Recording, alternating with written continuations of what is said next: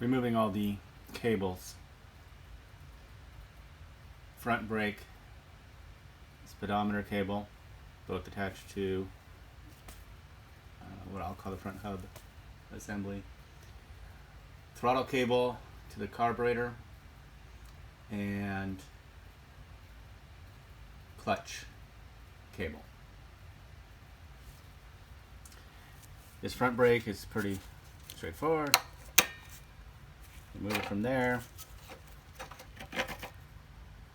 create slack, and then you can back off that adjusting nut and remove the cable.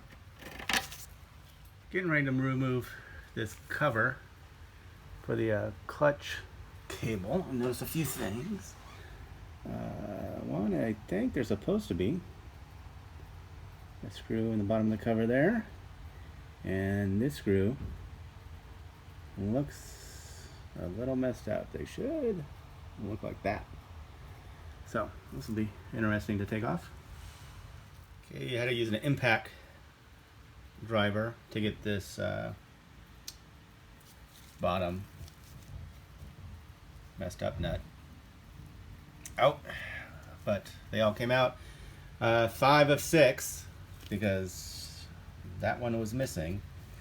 So I've orientated them here just for my own sanity. This middle one is longer than the outer two, clearly long front, top. The bolt serves two purposes. The exhaust also mounts to this.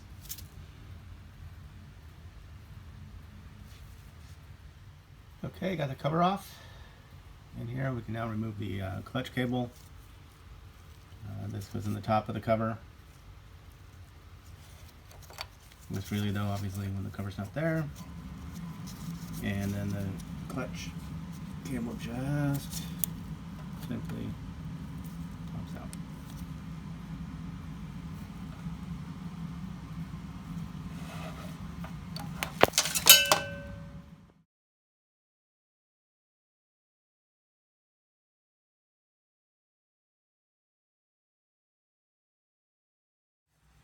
This is the speedometer cable.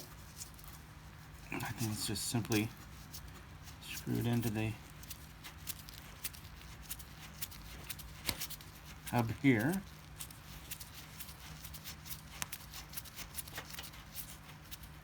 I'm not, super strong. I did break that loose with a pair of pliers. It wasn't too hard though. And then it should just slide out. And that would be that. Last cable is the throttle cable going to the carb. After looking at this for a while, I think what I'm going to do is probably remove the leads, remove the breather hoses, and then just remove the carb and leave the throttle cable in the top and pull it out from the frame. Still connected to the carburetor. See if that works. Well, taking the carb out with the throttle cable worked.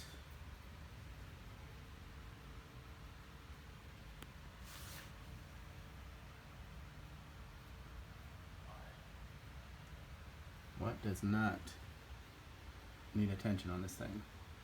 Alright, gonna remove the headlight housing. And a couple of things. You have to remove the ignition housing. That's actually pretty simple. It's just a ring threaded on the end. This will push straight through. And then there's actually 4 bolts holding it on. You can see the 2 down here at the bottom. They look like I'm guessing 10mm heads, and then 2 more up here on either side of the neck, and then that should come off. These 4 10mm are out. That's all that really holds us on. There is a lip here, so you put come out below that. And it's off. Removing the horn, pretty straightforward.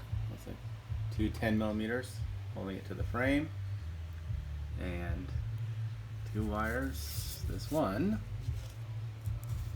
is straight, and that's that. And that one's a, well, Phillips or JIS, not sure. Going to remove the steering lock. It's just a couple of screws under the frame. Just thought though it was interesting to show you how it works. Simply just raises a lock pin, and that there's a hole here. That's what it locks to, and keeps you from stealing the bike, I guess. Even though it's probably light enough to get pick up and from the back of your truck, but you know, it's better than nothing. Right, next is this chain cover. Looks like it's these two bolts here. That's just a inspection cover for the chain. These two, and lastly that nut bolt combination, and then chain guard should come off. Alright, these were the 4 bolts,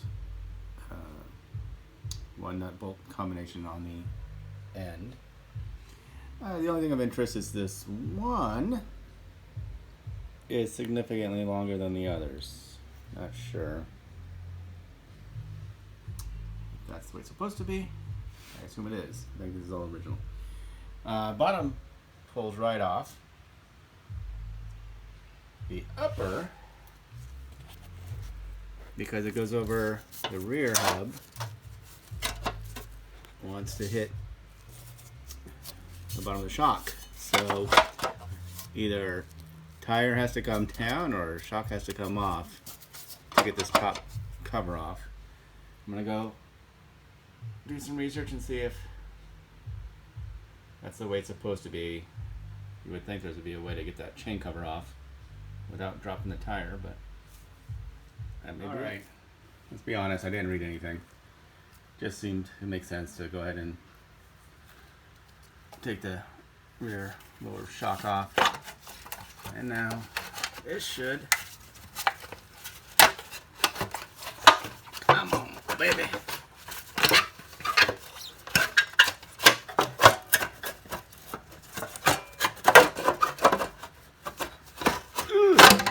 Boy, I'm not going to do that when I paint it. That was dumb. I think that means I'm tired. Done for tonight.